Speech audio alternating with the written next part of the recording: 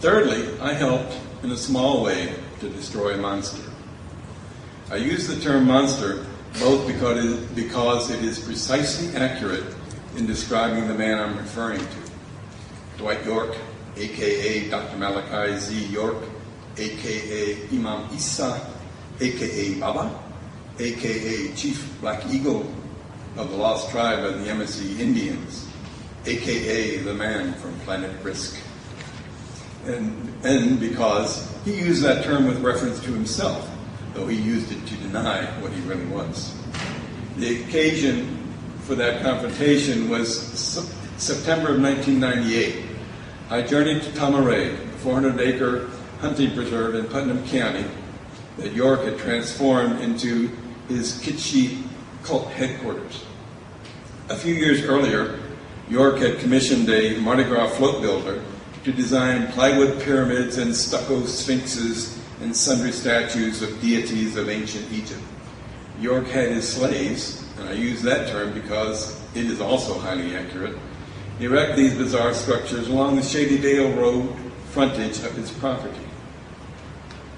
Tama-Re was the epicenter of York's latest empire, which he called the United Nubian Nation of Moors. The name and everything else about this nation, customs, ideology, holy books, had all been concocted by York as a way to attract new followers who would give him their material possessions, their labor, and ultimately, in some cases, their children. My purpose was to confront him with his past. I had just returned from a trip to Brooklyn, New York, where I learned some highly disturbing things about this pharaoh of the Nubians.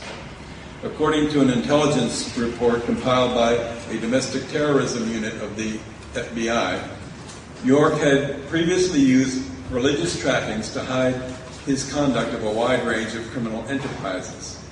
Using the name Imam Isa, York, for a period of about 25 years, was the ruler of a black Muslim group that for most of that period was called Ansaru Allah Community, based in the Bushwicks section of Brooklyn.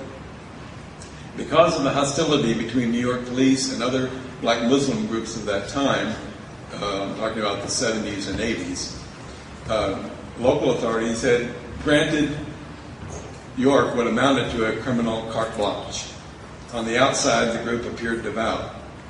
Ansar Allah's children marched in their robes twice daily from schools to the mosque for prayers. The women silently cast their heads down when they came outside. The flower pots outside their collection of townhouses were well tended. Even a nationally syndicated columnist wrote about them, commenting the streets of their neighborhood were the most drug-free in all of New York. What the columnist did not know, and the FBI later learned, was that the reason there were no drugs dealers in that neighborhood was that the AAC Mujahideen thugs would beat up the drug dealers, relieve them of their stashes, and sell the drugs elsewhere in the city. According to the FBI report, York's 25-year-long stint as a Muslim holy man, during that time he was actually directing a criminal enterprise whose activities included welfare fraud, arson, extortion, bank robberies, and at least one political assassination. About the time the FBI was assembling its report, York was hopping the midnight train to Georgia. Besides the feds, York was under fire from authentic Muslims who exposed his group as a heretical cult. Members of his family had renounced him and left the group. And authorities in Sullivan County, the upstate New York Catskills area where York had built a country retreat, had slapped him with a $200,000 tax bill which he had no intention of paying. Also by this time, the street toughs in Brooklyn had him pegged. They started calling him the Pimp Imam, which was, again, entirely accurate. On the day I went out to Tama-Re in '98, it was my journalistic duty to ask York for a response to all these allegations, which I was preparing to print in my newspaper. After I informed the gate guard of my purpose, York flounced out to meet me, dressed in a flowing black pajama-style robe,